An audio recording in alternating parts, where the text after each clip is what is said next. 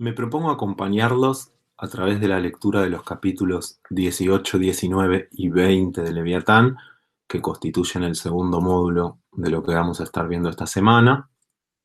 Y al respecto me interesaría empezar poniendo énfasis en el carácter absoluto de la soberanía para Hobbes. La única manera de desactivar el estado de naturaleza, como ya sabemos a esta altura, es armar verticalidad, armar una especie de verticalidad fuerte con el objetivo de contener los costados más disruptivos del estado de excepción, ¿no? Esa amenaza que pesa sobre la normalidad institucional. Muy bien, ¿y cómo se arma esta verticalidad? Uno podría decir, se pueden pensar dos variantes. Una variante más gradualista, donde uno podría decir desde cierta concepción más pluralista del Estado, se podría pensar en una construcción de la verticalidad más progresiva, más gradualista, tratando de ir generando consensos entre los distintos actores sociales y de pronto, con el objetivo de incluir a todos en la estatalidad, ir distribuyendo los derechos de soberanía, acuñar moneda, declarar la guerra, etcétera, etcétera, entre distintos actores sociales, ¿no? Esa puede ser una buena manera de armar una verticalidad más consensuada, etcétera, etcétera, etcétera, más dialogada. Bueno, no es la manera de Hobbes. Para Hobbes, la verticalidad hay que armarla de entrada. Y después, en todo caso, se arman delegaciones de alguno de estos derechos, pero tiene que quedar bien claro, como vamos a ver ahora, según el capítulo 18 y también el 20, que si alguien es soberano, alguna persona pública es soberano, ya sea un ser humano o una asamblea de seres humanos, entonces esa persona pública tiene que tener todos los derechos de la soberanía concentrados. Esta verticalidad hobbesiana es absoluta y para hacerla tenemos que desactivar el derecho de resistencia. Ya lo marcamos varias veces, pero el poder del Leviatán es irresistible. En este momento está marcando eso. El poder del Leviatán es jurídicamente irresistible. No podemos alegar el derecho de desobedecer. Obedecer al Leviatán quiere decir obedecer siempre. Mientras el Leviatán siga siendo Leviatán, por supuesto. Ahora, una vez más, si vos tenés derecho de resistencia, no estás adentro del orden político, no existe nada que pueda ser llamado desobediencia civil en Leviatán. La desobediencia no puede ser civil. Obediencia, y entonces condición civil, o desobediencia, y entonces estado de naturaleza. Vamos a ver que estamos hablando de una obediencia global, general, hacia el Estado y en general a la tercera ley de naturaleza, ¿no? Esa que te dice que tenés que cumplir los pactos que has hecho.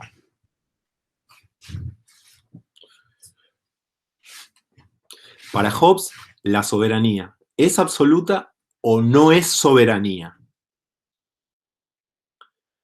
Este absolutismo de la soberanía, sin embargo, no debe ser confundido con un totalitarismo, ni con una dictadura, ni con nada de eso, sino que, en principio, lo que quiere decir es que en algún punto de la arquitectura estatal tiene que estar la posibilidad de concentrar todo el poder con el objetivo de pacificar un estado de excepción, un estado de naturaleza que amenaza con destruir la normalidad institucional, digámoslo así. Es por eso que hablamos, con respecto a Hobbes, de un modelo basado en la excepción. Esto tiene que ver con que cuando Hobbes se sienta a pensar la soberanía del Estado, lo hace teniendo enfrente la crisis extrema.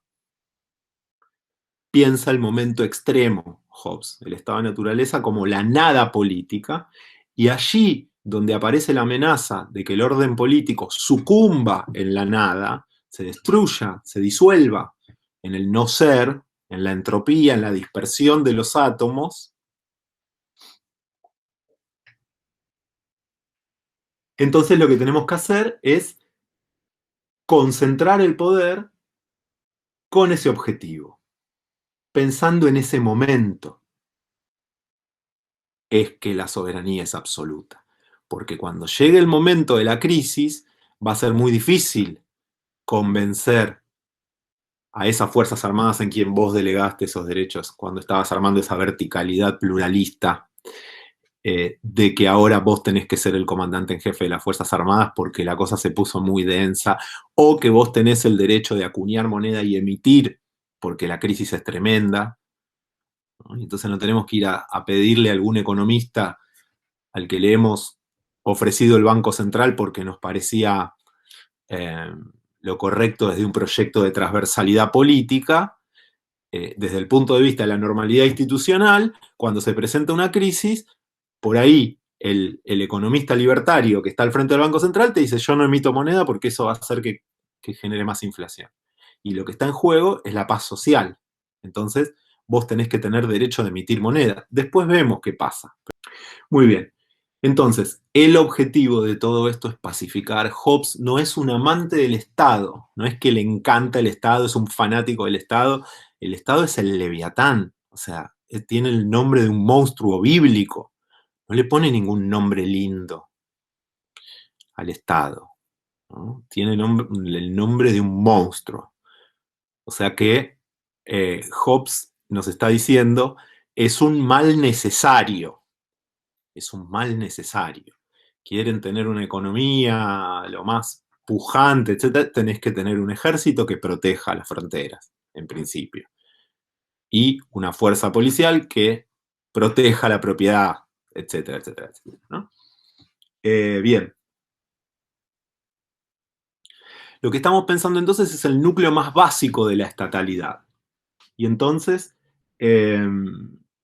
después, en todo caso, podemos matizar y montar capas a partir de ese núcleo de soberanía absoluta, capas de normalidad institucional donde el soberano no va a estar interviniendo todo el tiempo. Pero tiene que quedar claro que tiene el derecho de hacerlo en caso de que así lo considere. Es decir, el Leviatán no se propone pensar un estilo de conducción política. No es esto lo que estamos pensando. Estamos pensando el diseño institucional soberano apto para resistir al estado de naturaleza cuando éste se presenta con esas características que vienen con la mayor virulencia. Uno dice, ¿por qué hay que estar pensando esto? ¿No es demasiado extrema la visión? Hobbes dice, por ahí no pasa nunca, pero el día que pase tenés que estar preparado y tenés que contar con todos los medios legales, normativos necesarios como para estar habilitado a la hora de desactivar la amenaza del estado de excepción.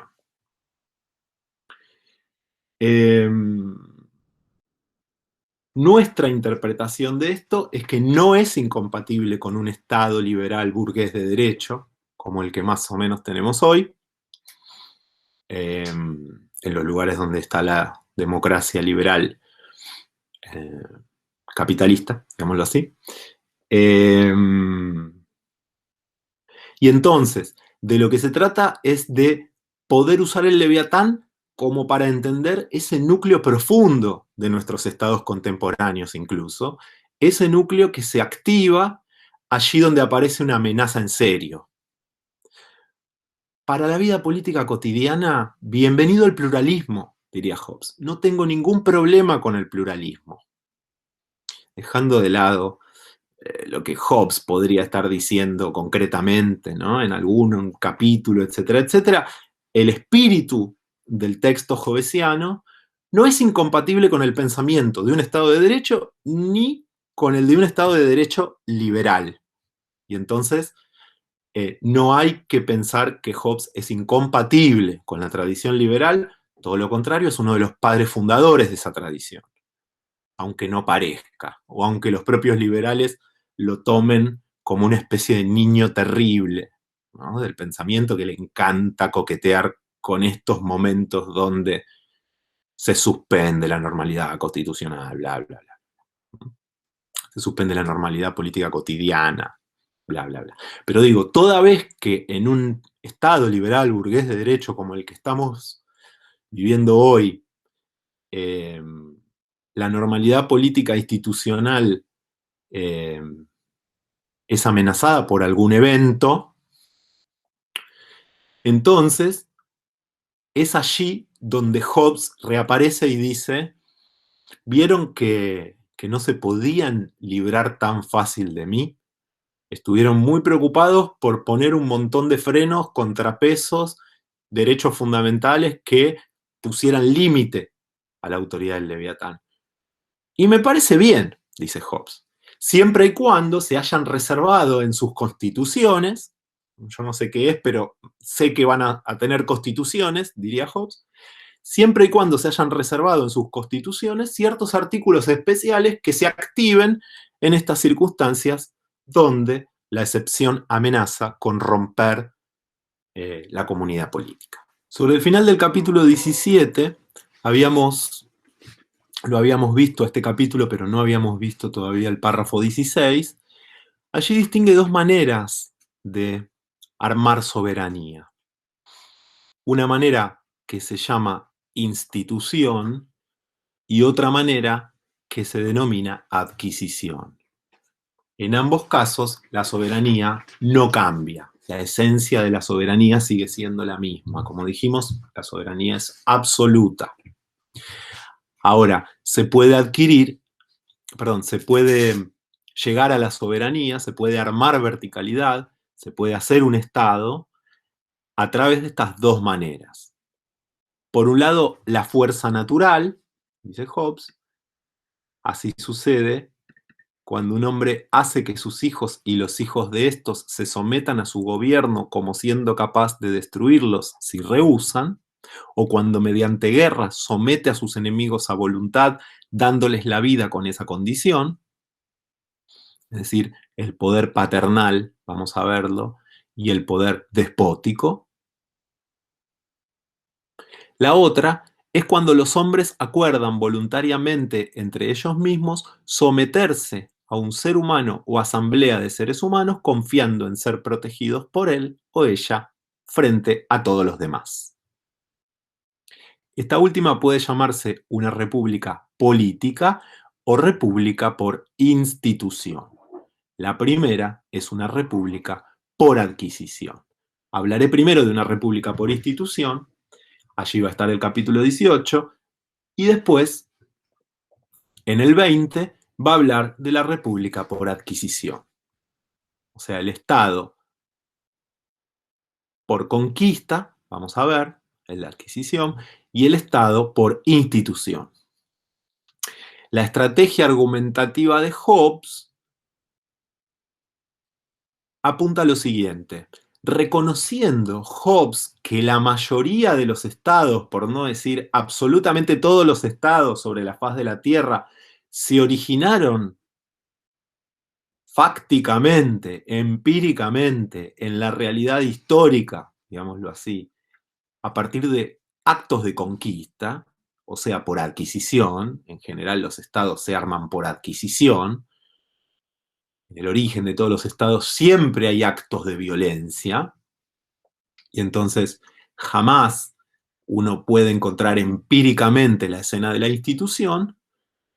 La idea es que lo que sucede en la adquisición y en la conquista, que sería lo mismo, es básicamente, o sigue básicamente, el esquema idealizado del modelo por institución, que parece mucho más presentable para los lectores y lectoras. Entonces Hobbes está muy preocupado en que entendamos que da lo mismo que un Estado se funde por conquista o se funde por institución. Y entonces la idea sería primero mostrar la lógica abstracta esta idealización jurídica de la soberanía que va a suceder en el capítulo 18, a través de distintos atributos del poder soberano especificados, estrictamente son 12, y después va a mostrar cómo, a la hora de considerar el Estado por conquista o el Estado por adquisición, no hay que presuponer grandes cambios. Hay solo un pequeño detalle que Hobbes marca, después podemos discutir entre nosotros, a ver si nos parece que verdaderamente son equivalentes o no lo son, pero Hobbes pretende que nosotros entendamos que son equivalentes. Y entonces, toda vez que aparece un conquistador o, o se funda una república por adquisición después de un acto de violencia,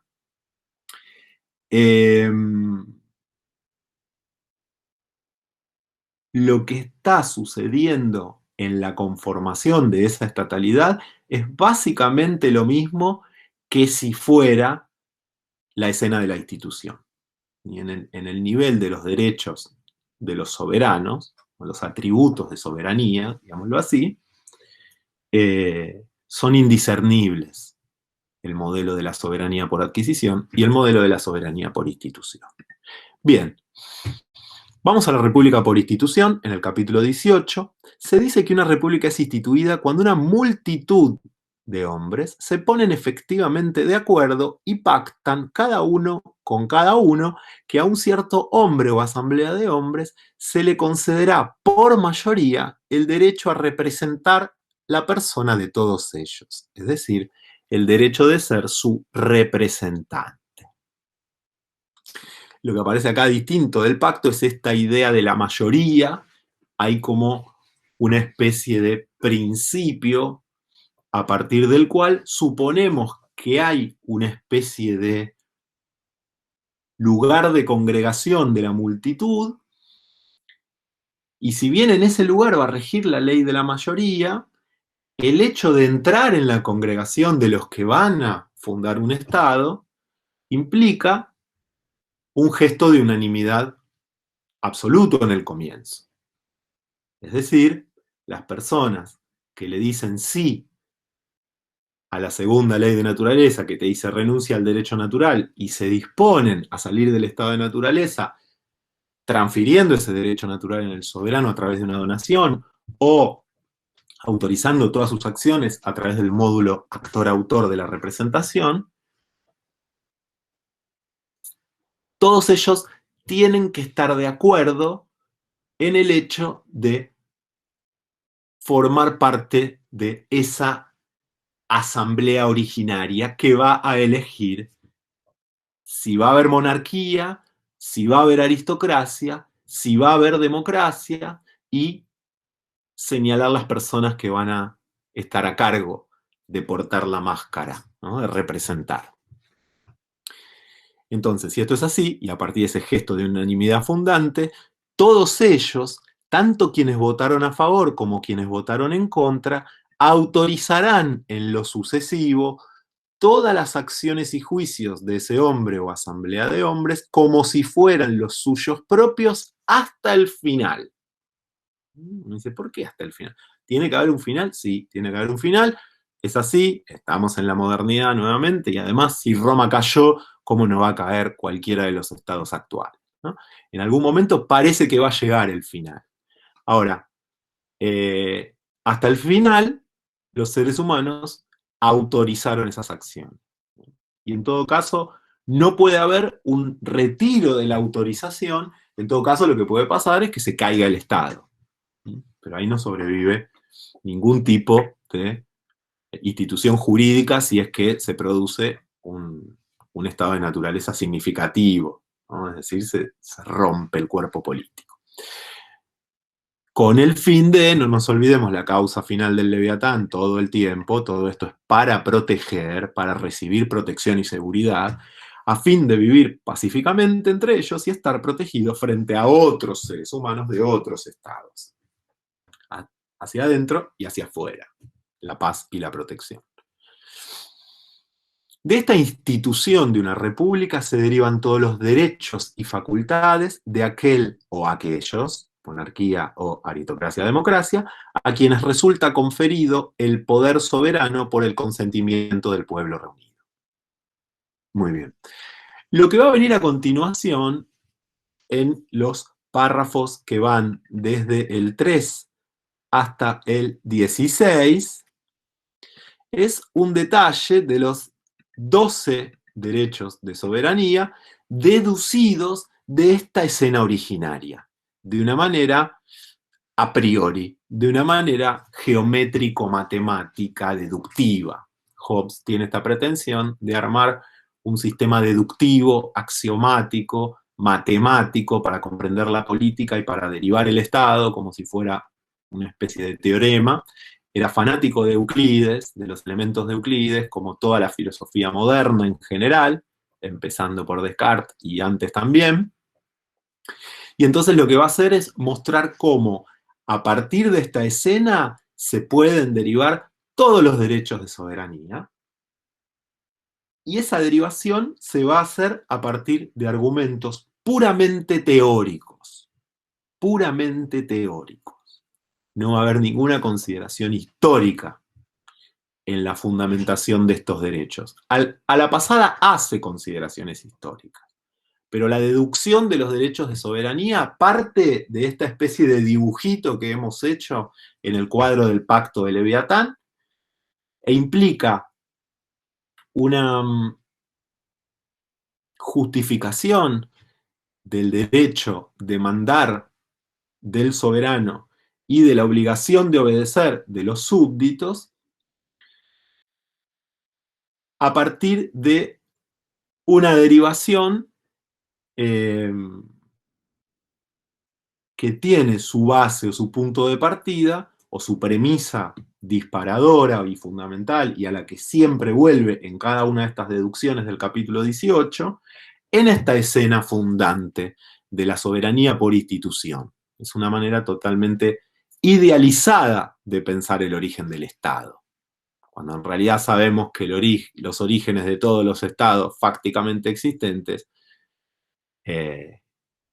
están manchados de sangre, por decirlo así. Bien. En el primero, lo que hace Hobbes es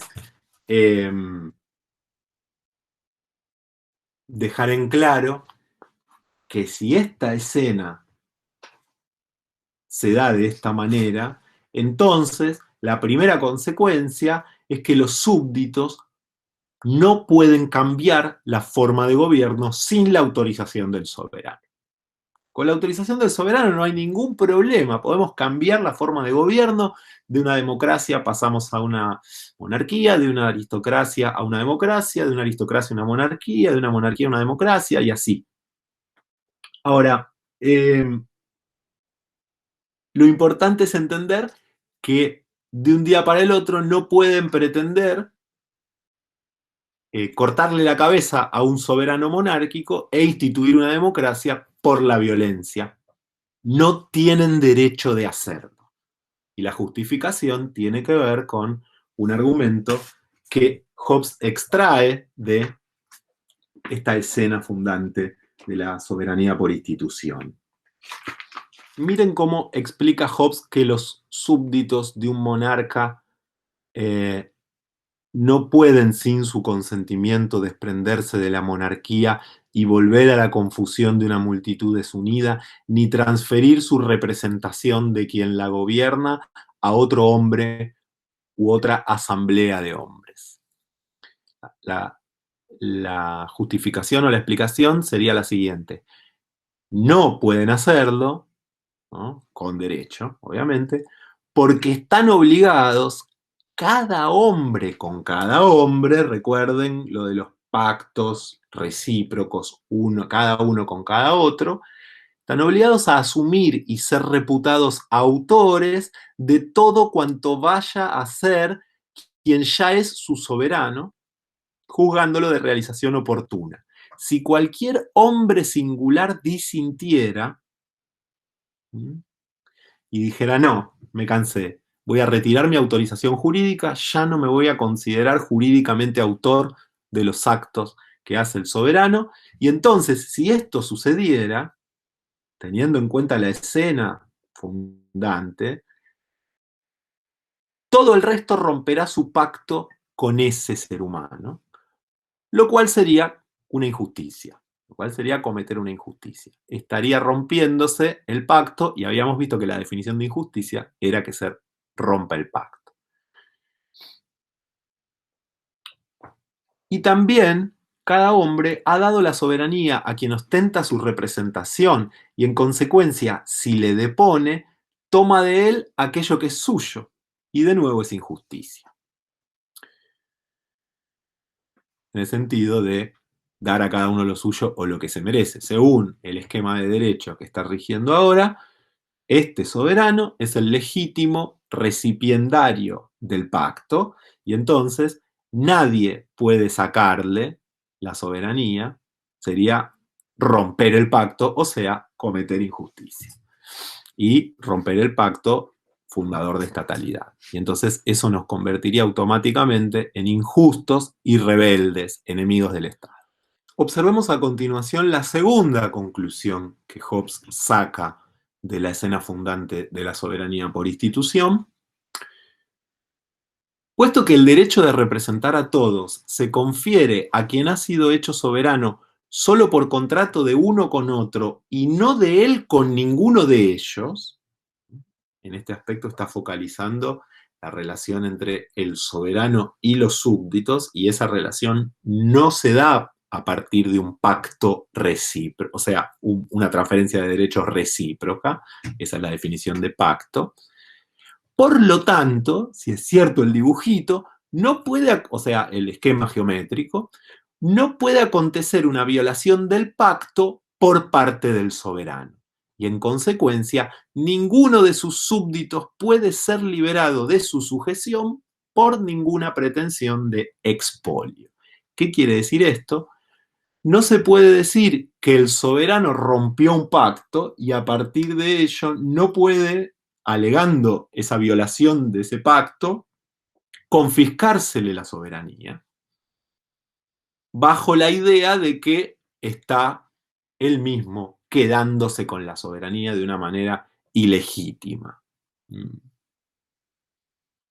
Por si no había quedado claro hasta acá, miren lo que dice Hobbes: es manifiesto que quien es hecho soberano no suscribe ningún pacto con sus súbditos de antemano. ¿Sí? No hay ningún pacto entre el soberano y sus súbditos. Y Hobbes argumenta este punto a partir de un argumento de eliminación que consiste en decir, si hubiera pactado o si se diera la situación de un pacto entre el soberano y sus súbditos, debería haberse dado de la siguiente manera: o bien A o bien B. Pero A es imposible y B también es imposible. Entonces, como ni A ni B se dan, son variantes que van a ser reducidas al absurdo, entonces la conclusión es que jamás el soberano puede haber pactado. Al menos en calidad de soberano, vamos a decirlo. Bien, vamos a ver el argumento. El argumento es, o bien debería haber pactado con toda la multitud como si ella fuera parte del pacto, o bien debería ser un pacto por separado con cada ser humano, ¿no? A, pacta el soberano con toda la multitud.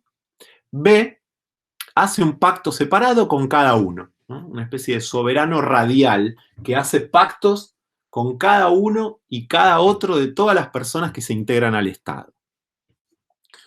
Esa sería la opción B. Vamos a ver por qué es imposible A. Es imposible hacerlo con el todo como si fuera una parte, porque la multitud todavía no es una persona. Recuerden el capítulo 16, la única manera de que una multitud se convierta en algo unitario es tener un representante común. Mientras no tenga un representante común, no tiene ninguna unidad la multitud, y por lo tanto es imposible pactar con la multitud. Multitud siempre designa a un colectivo de seres humanos individualmente considerados. Es una aglomeración de individuos, la multitud. Son muchas palabras y muchas acciones. Cada uno tiene sus propias palabras y sus propias acciones. Son todos dueños de ellas. Son todos personas naturales, podemos decirlo así. Y entonces es imposible que tengan cierta organicidad o cierta unidad que los habilite a poder llegar a pactar como un colectivo con el soberano. Recuerden que Hobbes estaba muy interesado en en volver esta situación imposible. Si fueran un colectivo antes de hacer un pacto de sujeción con el soberano, bajo el esquema del doble pacto, primero pacto de unión, segundo pacto de sumisión, entonces estaríamos armando un leviatán que no va a durar ni 10 minutos, digámoslo así. Segunda variante. Si hace tantos pactos particulares como seres humanos hay, miren lo que dice acá, esos pactos son anulados tras adquirir él la soberanía. Pues sea cual fuere el acto que pueda pretenderse por cualquiera de ellos como ruptura, será el acto tanto de sí mismo como de todo el resto, por estar hecho en representación y por el derecho de cada uno de ellos en particular. ¿Qué está diciendo acá Hobbes? Nos está marcando que la variante B también es imposible, por un argumento distinto que el de la variante A, y que tiene que ver con lo siguiente. Supongamos que el soberano hace un pacto con cada uno de los particulares, le promete a cada uno de los particulares un bien X a cambio de que lo elijan, a cambio de que lo señalen como soberano, y entonces es como si estuviera haciendo algo así como promesas electorales, ¿no? Promesas electorales. Y entonces va prometiéndole a cada uno una cosa distinta, con el objetivo de que lo elijan soberano. Y con cada uno va concertando un acuerdo distinto. Ahora bien, una vez que ese soberano es elegido como soberano, supongamos que es un monarca, en el minuto en que ha sido elegido como soberano, ya no es la misma persona natural que era antes de portar la máscara. Ahora que tiene puesta la máscara, es el representante de todo el pueblo, no es el representante de cada uno de los individuos. De hecho, hoy en día, cuando vamos a votar, lo que importa no es mi voto individual, o en todo caso importa, pero en la medida en que se suma al conjunto de votos de todo el resto, y entonces el que es soberano va a ser elegido por la mayoría porque, o con el objetivo de, representar a todos ellos. Y no al 50% que lo votó, digámoslo así. Representa a todos, incluso a los que no lo eligieron. Eso del lado del soberano. Y del lado de los súbditos, incluso quien no lo votó tiene que obedecerlo como si lo hubiera votado. ¿No? Pues si no, no vale. No, yo no lo voté, esa ley no la voy a obedecer. No vale hacer eso, ¿no? Sí. Sería absurdo. Son todas consecuencias, derivaciones hacia el absurdo a partir de esta escena institucional fundante de la soberanía en su versión idealizada del capítulo 18. Si el dibujo es cierto, si el esquema geométrico que hemos marcado en el gráfico del pacto generador de Leviatán, cuando alguien le dice a quien porta la máscara representativa que no ha honrado un pacto con un particular, y entonces le van a sacar la máscara y le van a cortar la cabeza y se la van a confiscar la soberanía y se la van a entregar a otra persona, como si eso pudiera hacerse, como si la soberanía fuera una cosa que se la sacás a uno y se la das a otro, eso no es la soberanía, es importante que quede claro que el acto que pueda alegar cualquier particular como ruptura, supongamos, habían prometido que no iban a poner un cepo y ahora lo pusieron. En todo caso, ese acto de poner un cepo ahora, cuando antes habíamos prometido que no lo íbamos a poner, un cepo cambiario, digámoslo así, no es el acto de esa persona natural llamada X que está a cargo del Poder Ejecutivo Nacional, digámoslo así, porque sale por decreto esta decisión, supongamos, sino que es el acto, él es el actor, y el acto reconoce sus autores en cada uno de los individuos de esa multitud. Entonces, eso de poner el cepo no lo hice yo por mi cuenta y pensando en mí, diría un buen soberano, o un soberano de acuerdo con la lógica de Leviatán, sino que lo hice en representación de todos ustedes. Entonces, también lo hicieron ustedes. Entonces no es que yo viole el pacto y ustedes no. En todo caso, lo hicimos todos juntos. Rompimos eso.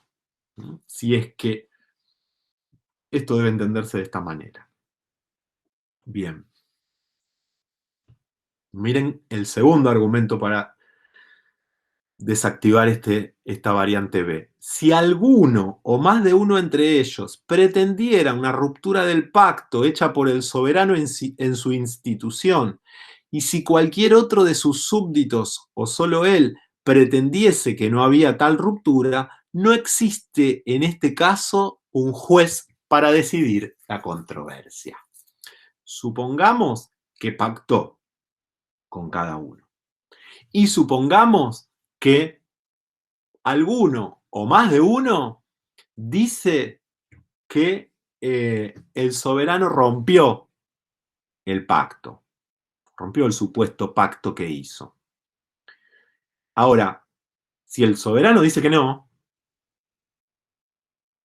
no hay manera de llevar eso a un tribunal. No hay juez superior al soberano, en esta tierra, obviamente, que pueda estar habilitado para zanjar esta controversia. Y por lo tanto, si eso sucediera, se volvería de nuevo a la espada, y cada hombre recobra el derecho de protegerse a sí mismo por su propia fuerza, opuesta al designio que todos tenían en la institución. O sea, se vuelve por eso de nuevo a la violencia del estado de naturaleza, digámoslo así. No está hablando ahí de la espada pública del soberano, sino de la espadita de cada uno de los átomos que en estado de naturaleza luchan cada uno contra cada otro, al menos en esta hipótesis de guerra interindividual hiperbólica que habíamos visto en el capítulo 13. Si esto pasa, bueno, cada hombre recobra el derecho de protegerse a sí mismo por su propia fuerza, o sea, recobra el derecho natural. Y esto es algo que no querían hacer cuando instituyeron al soberano. Muy bien.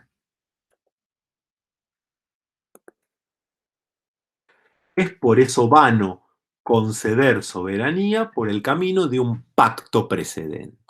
No podemos decir que X accedió a la soberanía, y X puede ser 1, 3 o una asamblea donde todos tienen el derecho de entrar. No se puede decir que ese X accedió a la soberanía pactando a través de un pacto. El soberano no pacta. Y entonces no está condicionado por ninguno de los acuerdos que incluso puede llegar a hacer con sus súbditos. No dice que no puede hacer acuerdos con sus súbditos, ¿no? Imaginemos que hace promesas, imaginemos que le promete algo a cada uno y que hace pactos con cada uno de ellos. Bien, eso no es que no se puede hacer. Ahora, cualquiera de esos pactos no limitan su soberanía. Y nadie puede venir a decir que hizo algo que rompió algún pacto y que por eso merece que se le saque la máscara y se le otorgue la representación a otra persona pública.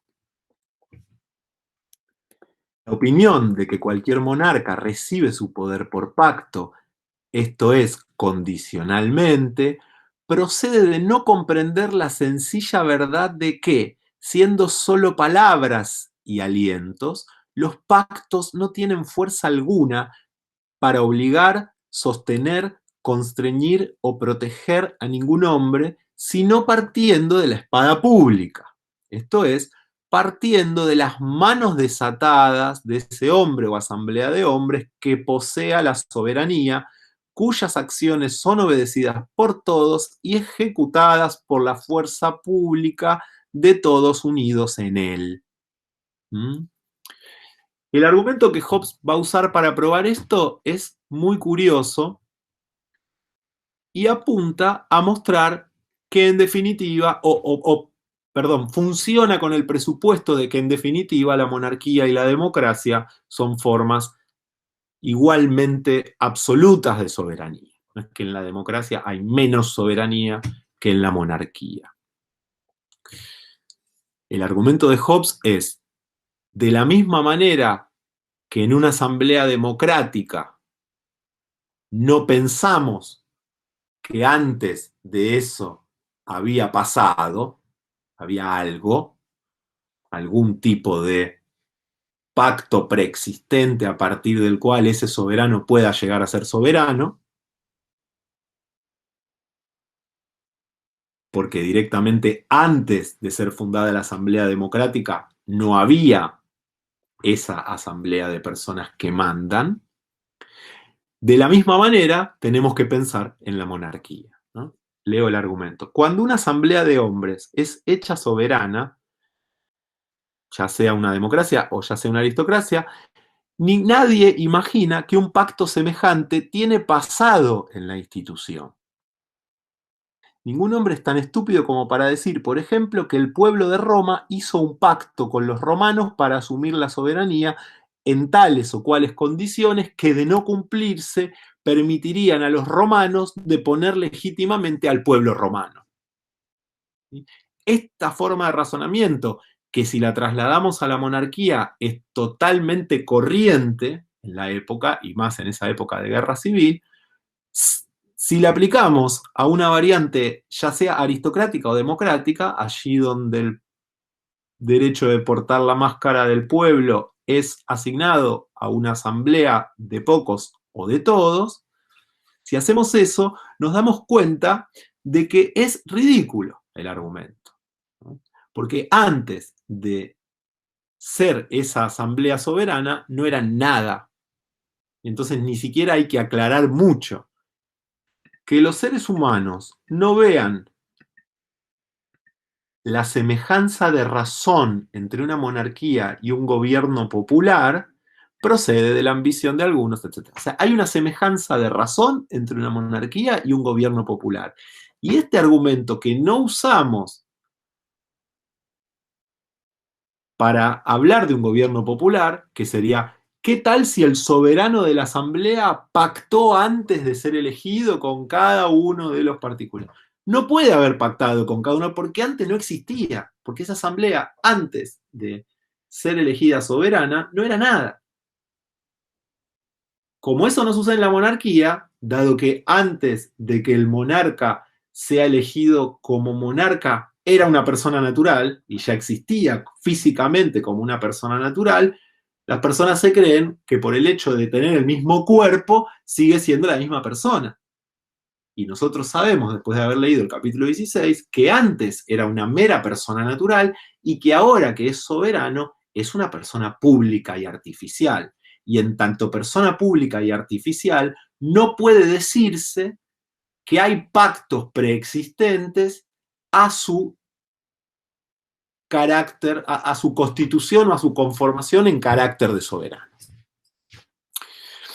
Muy bien. Vamos al tercero y cortamos acá.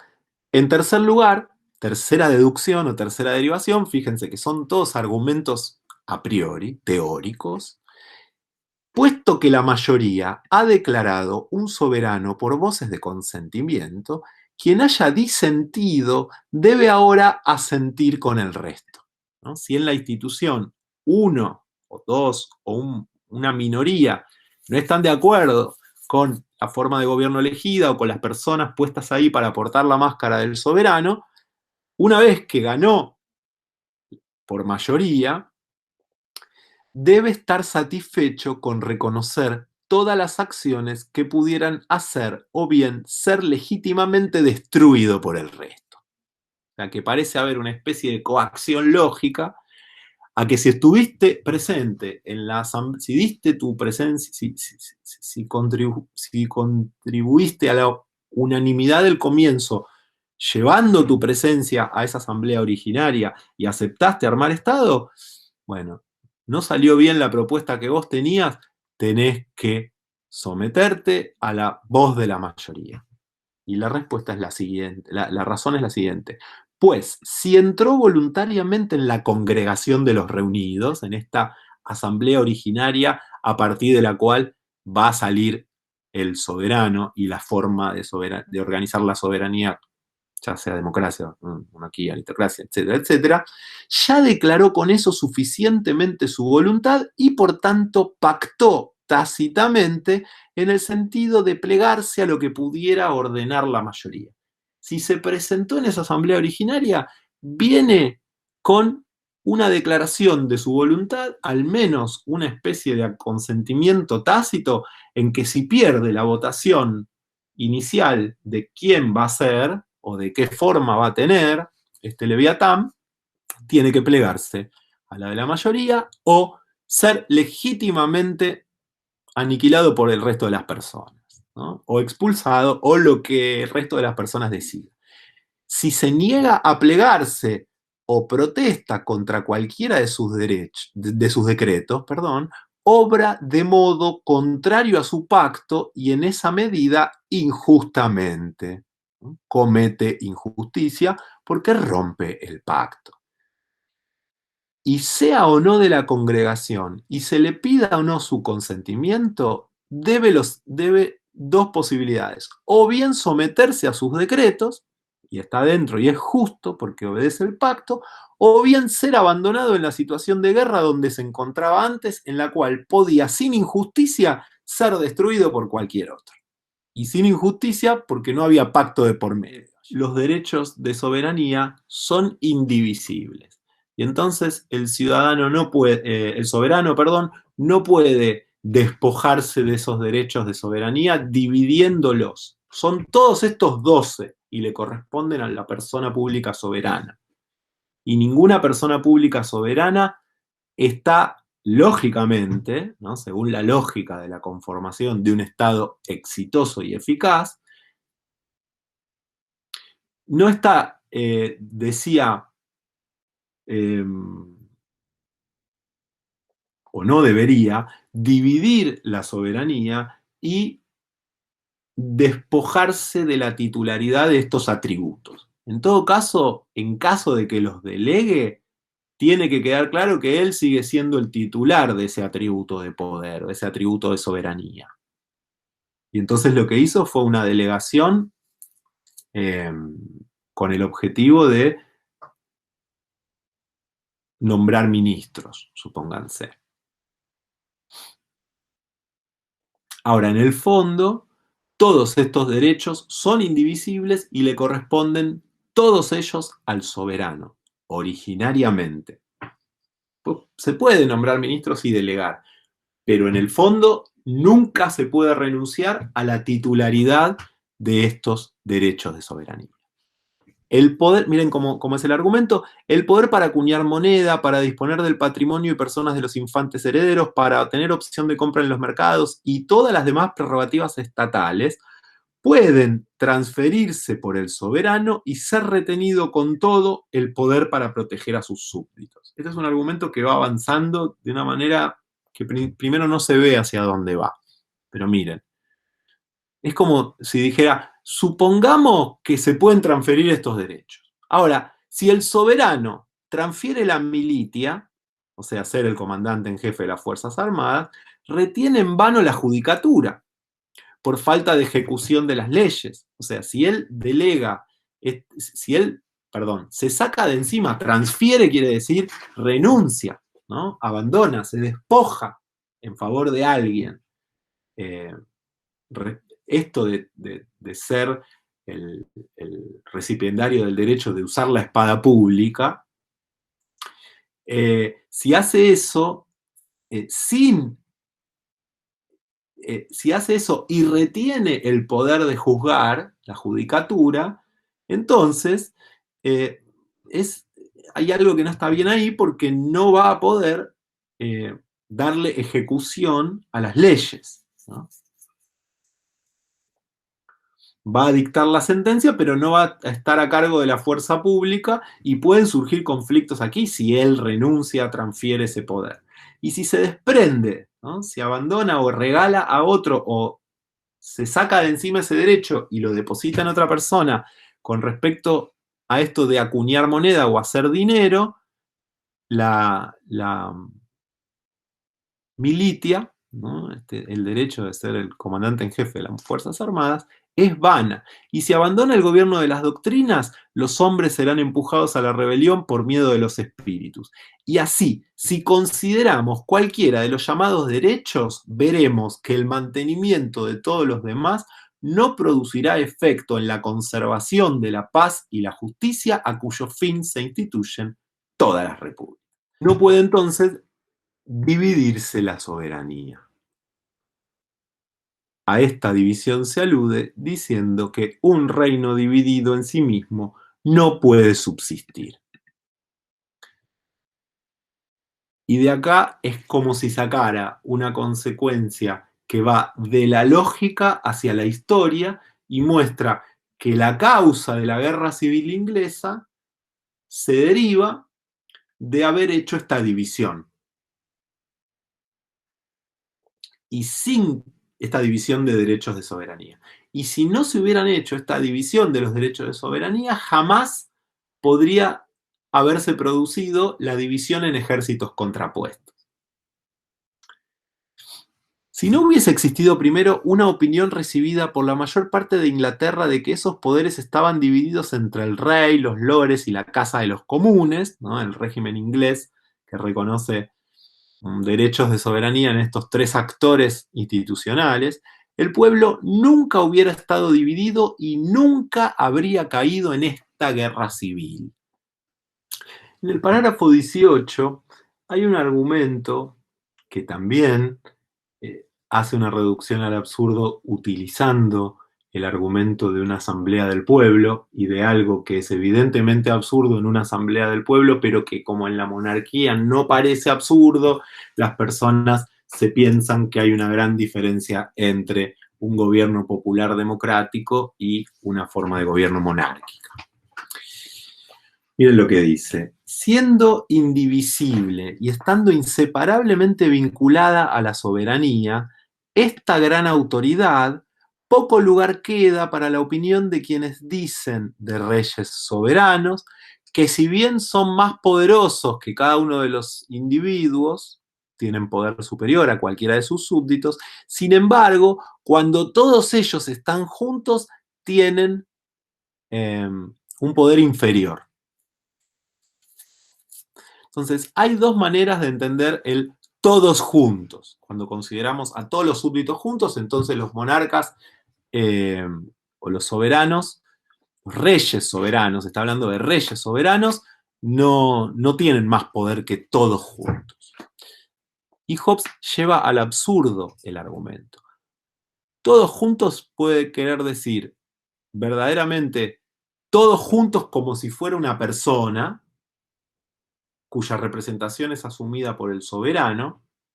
Y entonces, si esto es así, el poder de todos ellos juntos es idéntico al poder del soberano. Con lo cual, el discurso este es absurdo.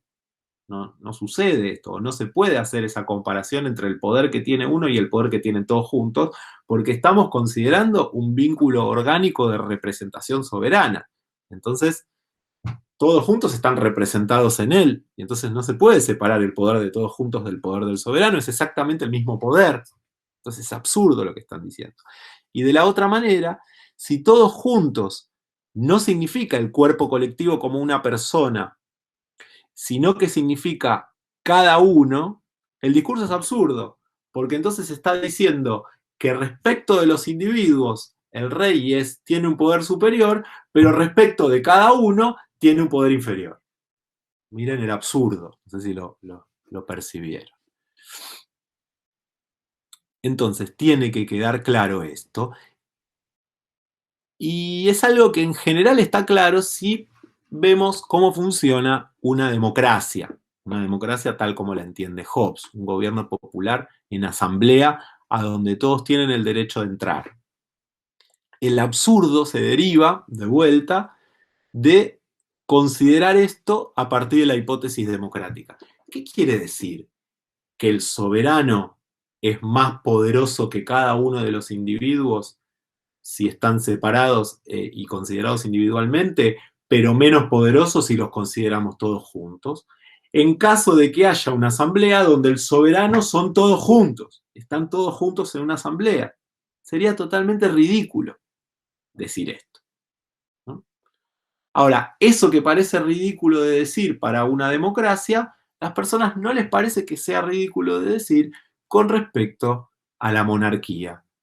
Porque de vuelta se creen que por el hecho de que el soberano físicamente exista antes como persona natural, eso implica que ahora sigue siendo de la misma naturaleza.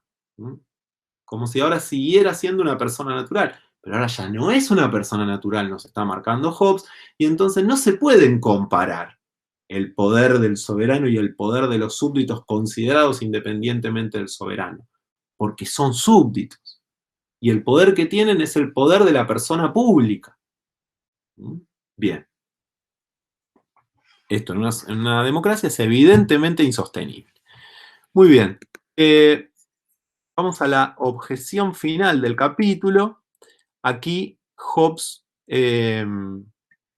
presenta casi una objeción bastante parecida a la que nos surge en la época contemporánea cuando lo leemos.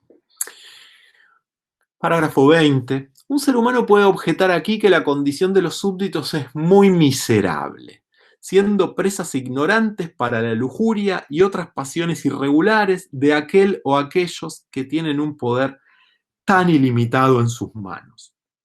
Y comúnmente, quienes viven bajo una monarquía piensan que esto es defecto de la monarquía. Y quienes viven bajo el gobierno de la democracia o de otra asamblea soberana, la aristocracia, atribuyen toda inconveniencia a esa forma de república, cuando en realidad, dice Hobbes, el poder es el mismo en todas sus formas si son lo bastante perfectas para protegerlos.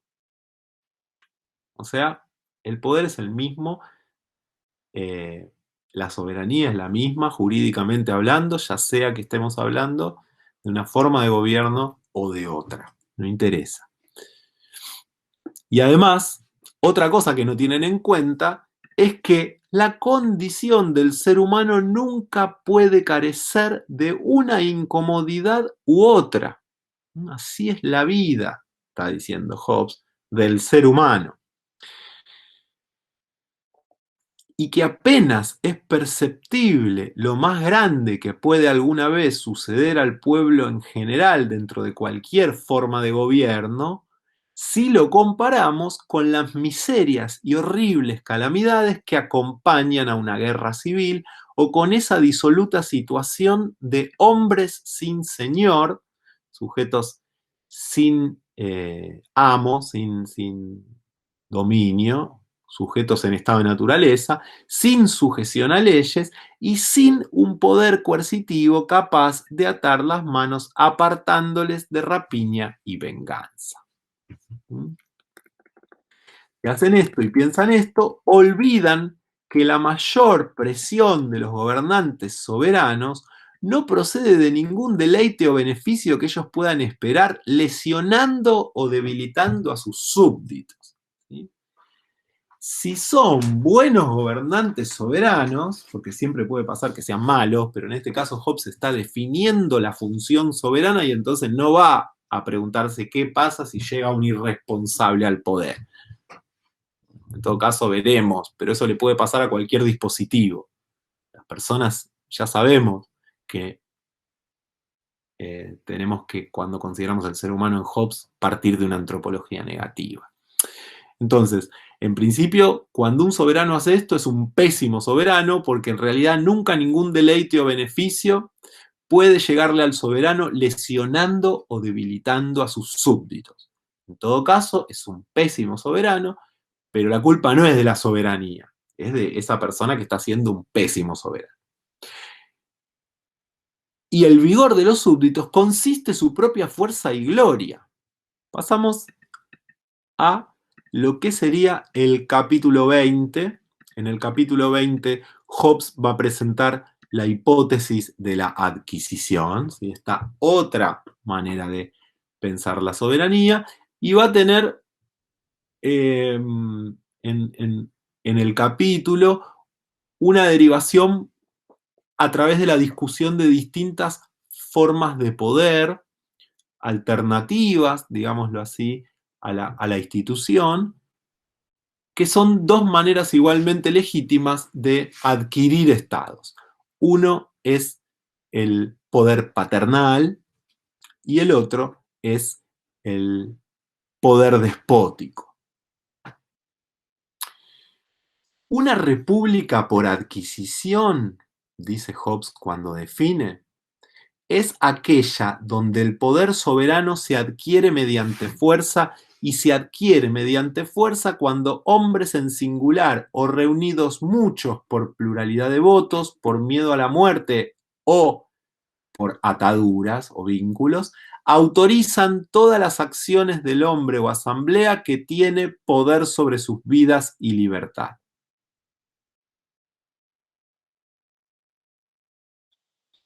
Esta descripción debería no ser incompatible, no debería ser incompatible, no debe comprenderse como incompatible con respecto a la escena que vimos antes del capítulo 18. Y de vuelta, acá Hobbes presenta la hipótesis más amable con respecto al ámbito empírico de surgimiento de todos los estados sobre la faz de la Tierra.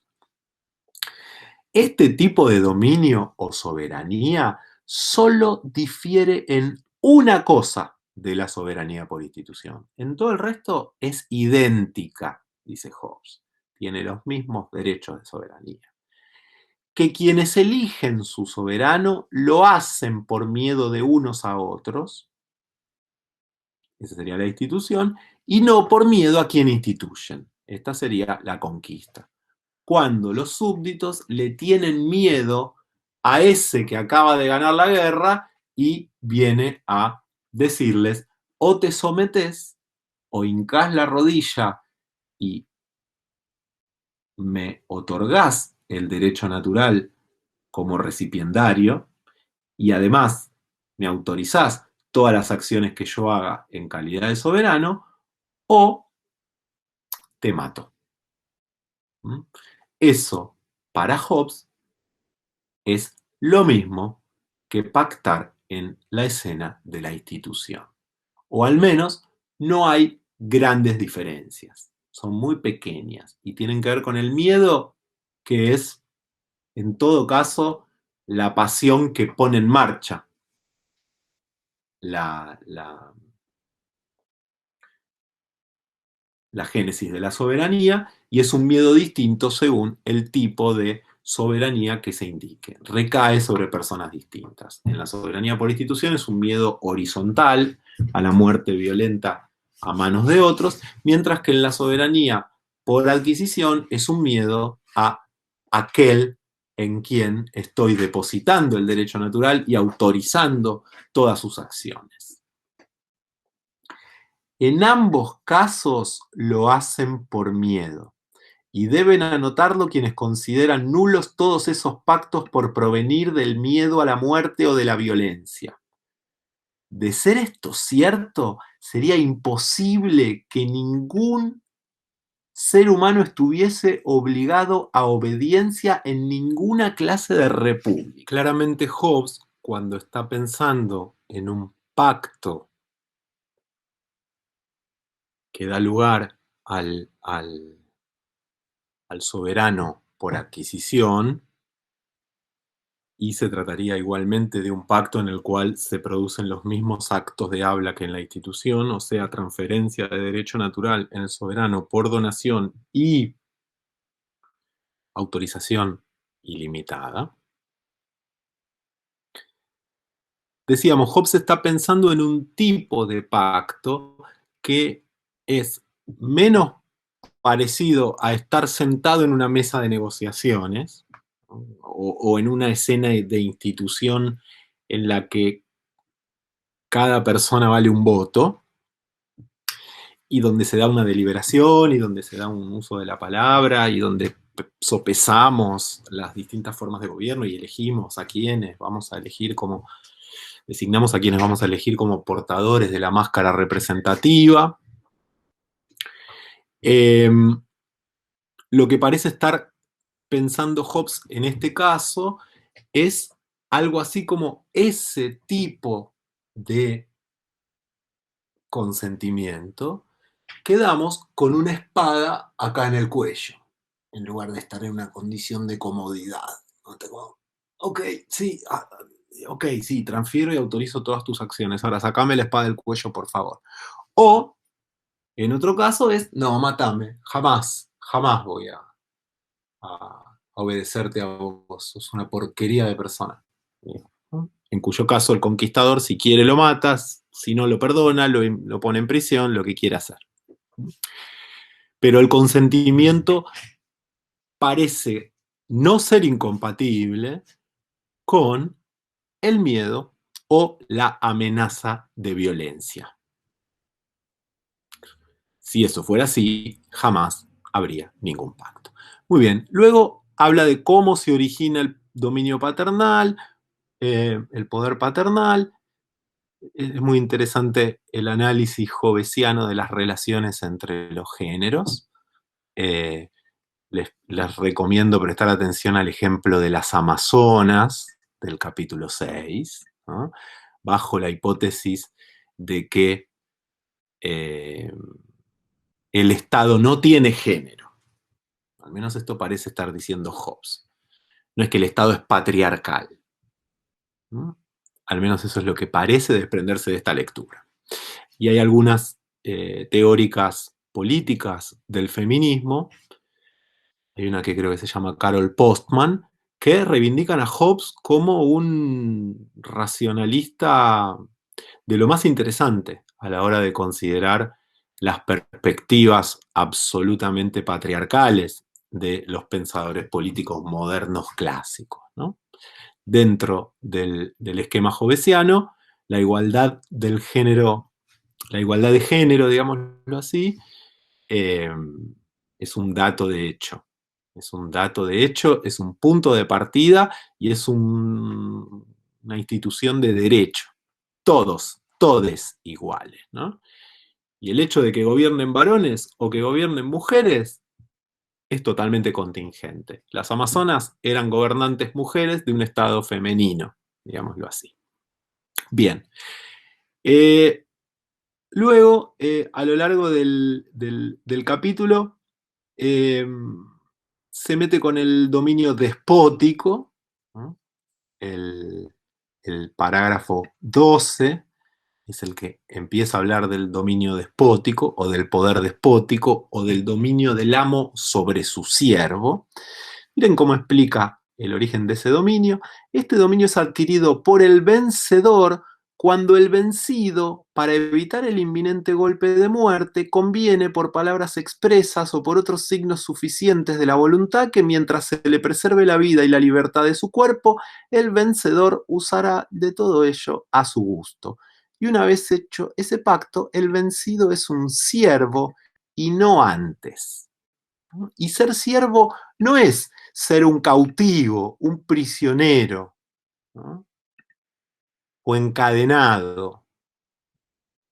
sino alguien que habiendo sido apresado recibió libertad corporal y la confianza de su amo tras prometer no huir ni hacerle violencia. Esto que aparece acá como un pacto que da lugar al dominio despótico sería más o menos la presentación del pacto en la hipótesis de la conquista. ¿Sí? En la hipótesis de la soberanía por adquisición. Ahora, le interesa precisar muy bien a Hobbes que el derecho de dominio se adquiere por pacto. No es la victoria lo que proporciona el derecho de dominio sobre el vencido, sino su propio pacto. Ni él está obligado porque fue conquistado, esto es, golpeado, pretendido o puesto en fuga, sino porque viene y se somete al vencedor, voluntariamente. Ni está el vencedor obligado porque un enemigo se rinda sin promesa de concederle la vida a no matarle por haberse puesto bajo su custodia. Esto no obliga al vencedor más de lo que sugiera oportuno su propia discreción. Bien, yo diría dejar acá esta parte del siervo.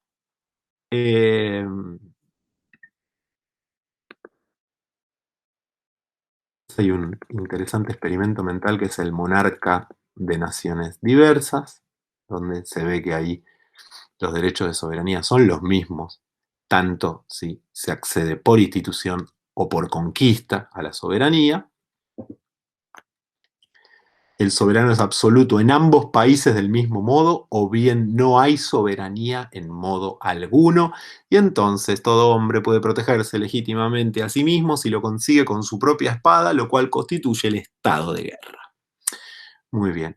Interesante la diferencia entre una gran familia y un estado, ¿no? Es una hipótesis antiaristotélica.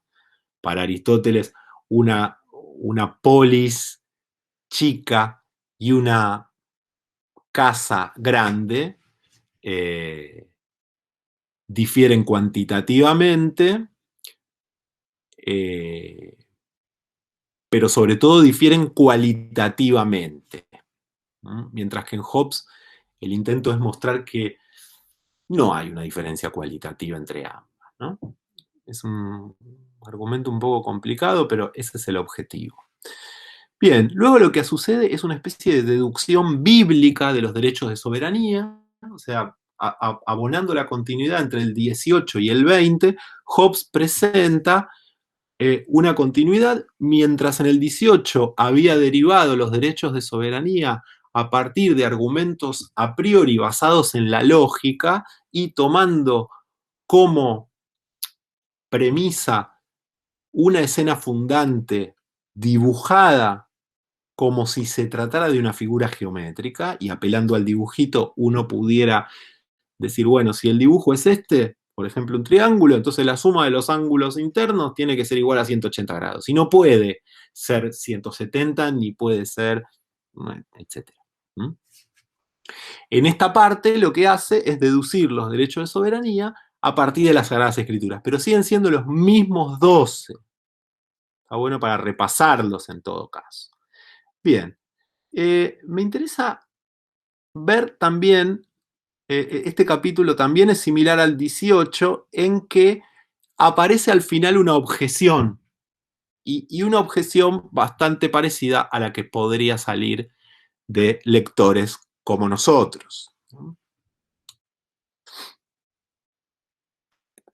Para mi entendimiento, entonces, resulta sencillamente, tanto a partir de la razón, capítulo 18, como a partir de la escritura, en el capítulo 20, que el poder soberano situado en un hombre, según acontece en la monarquía, o en una asamblea de hombres, según acontece en repúblicas populares y aristocráticas, es tan grande como los hombres hayan podido imaginar.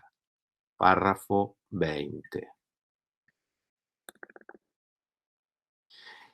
Aunque en tal poder ilimitado los hombres pueden representarse muchas malas consecuencias, las consecuencias de su falta, que son una guerra perpetua de cada hombre contra su vecino, son mucho peores. Otra vez, Hobbes razonando entre el ser y la nada, midiendo la normalidad política frente a la hipótesis de la excepción o del estado de naturaleza.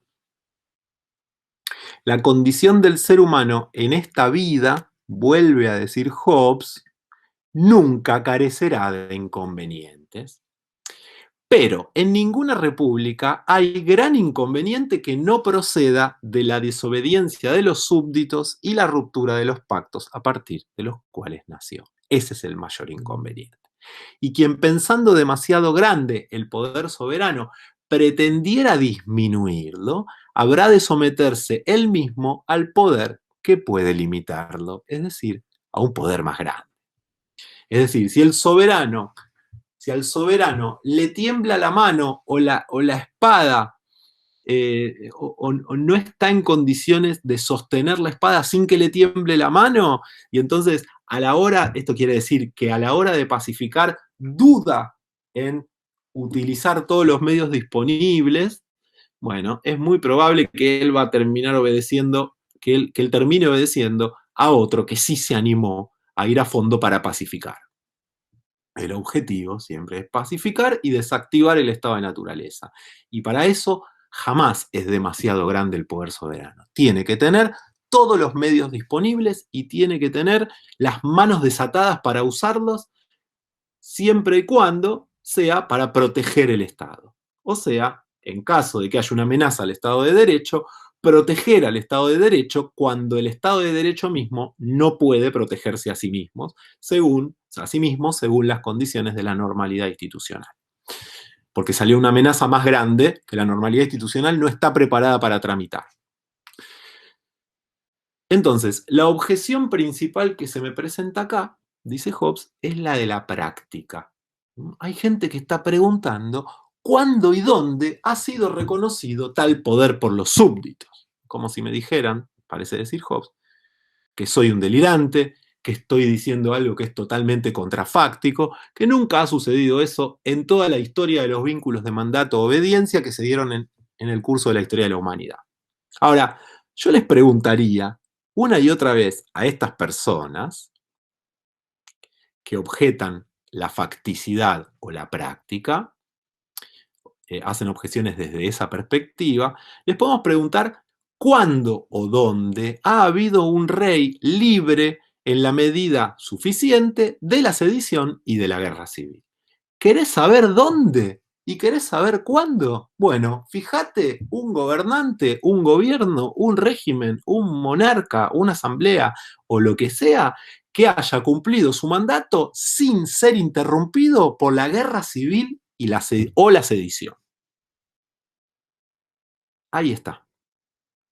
Cuando eso sucedió es porque fue reconocido ese poder por los súbditos.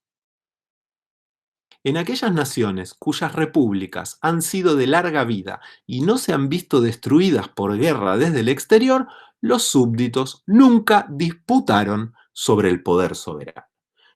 Disputar el poder soberano acá no quiere decir ir a una marcha y hacer una protesta. Disputar acerca del poder soberano quiere decir sedición o guerra civil en este caso. De vuelta el esquema de la excepción binario, ¿no? El esquema binario aparece en estos casos. O Estado, protección y cancelación de las amenazas de violencia y armado de un orden estable, o guerra civil y sedición.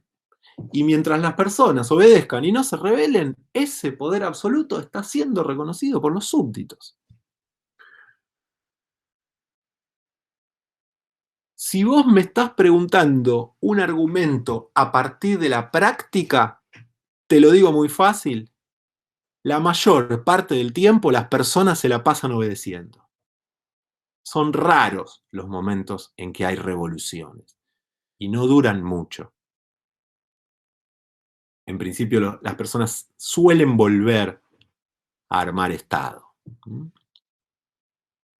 En general está esta idea de que la historia se escribe por parte de quienes hacen las revoluciones. ¿sí? Pero Hobbes está marcando que en general transcurrimos la mayor parte de la historia de la humanidad obedeciendo soberanos. Está bien, no van a ser el poder soberano del Estado moderno, pero obedeciendo soberanos. Ahora, te di ese argumento, ¿sí? ¿Querés la práctica? Bueno, mira esta práctica, ¿sí? Este Estado nunca en todo este periodo fue eh, convulsionado por ninguna guerra civil ni ninguna sedición, y entonces ahí hubo un reconocimiento de la soberanía absoluta del Estado. Y ya, no hay que buscar en ninguna, no hay que buscar en Auschwitz, no hay que buscar en los nazis, no hay que buscar en el totalitarismo estalinista, no hay que buscar en Mussolini, no tiene nada que ver buscar en esas experiencias. Hobbes nos dice, miren el hecho de obedecer y no ir a poner una bomba en la Casa Rosada. Si no hacen eso, están reconociendo el poder soberano. Fin, después se pueden quejar, todos los días patalear, a nadie le gusta obedecer, ya lo sé, no soy fanático del Estado, yo le puse nombre Leviatán, así que me da miedo.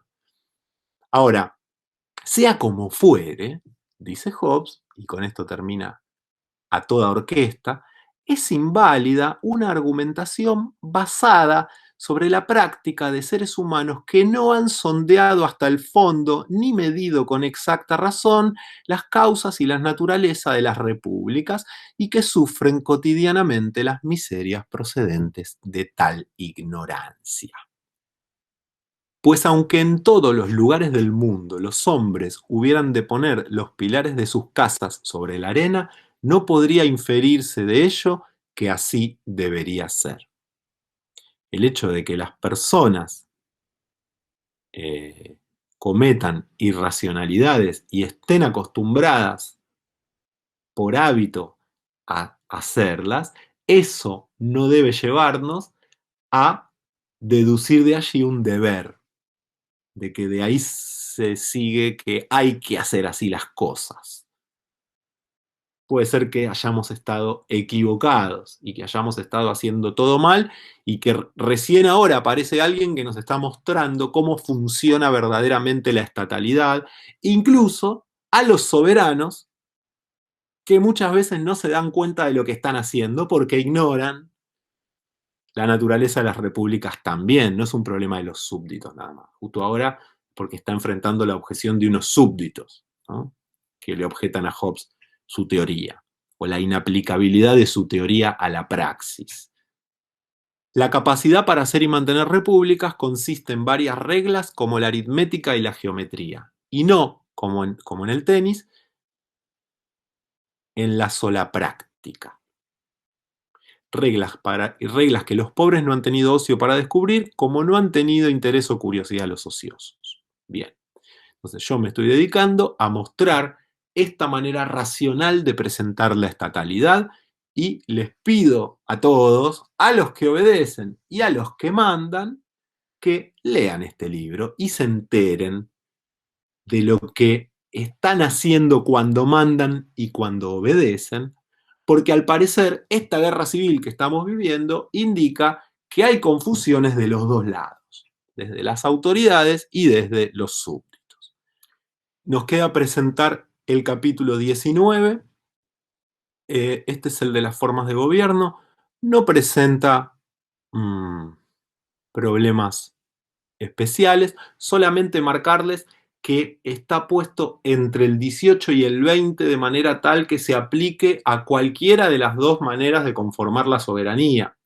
No es que en la conquista no puede por conquista establecerse un leviatán democrático, ¿no? También las democracias hacen guerras, someten a otros pueblos y los conquistan, ¿no? Solo que el soberano ahí no es una persona monárquica, una persona pública organizada monárquicamente, sino una asamblea a la que todos tienen el derecho a entrar, ¿no? Y en ese caso eh, se aplica estas teorías sobre la forma de gobierno a las dos maneras de armar estados.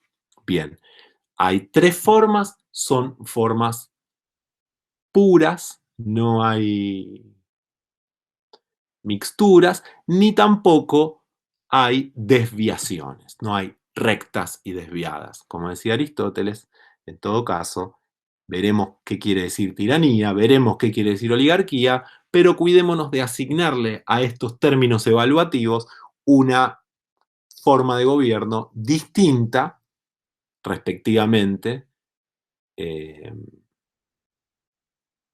la monarquía y de la aristocracia, ¿no?